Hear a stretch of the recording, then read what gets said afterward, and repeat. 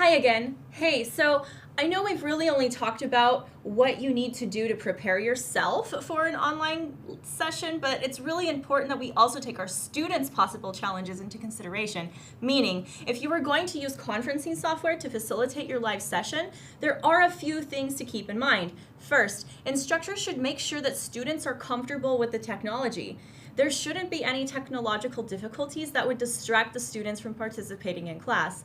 So it's a good idea to address these issues the first couple of minutes of the session. At the same time, the student also gets comfortable with the idea of speaking to the instructor. We have to remember that even though plenty of students may be comfortable with speaking to an instructor one-on-one or in small groups, but not all students are. So it's important to consider those who may not be comfortable yet. These first few minutes of the session give them the opportunity to feel a bit more comfortable. Second, it is important that you make sure that your students know what is going to happen during the session.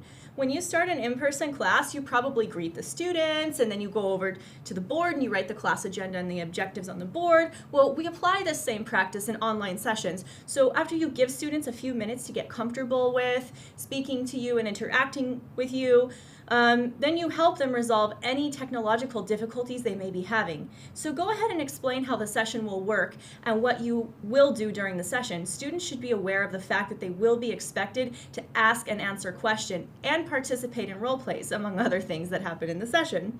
Also, be sure to take notes during the session because students will want feedback. And as educators, we want to give them as much useful feedback as possible, okay?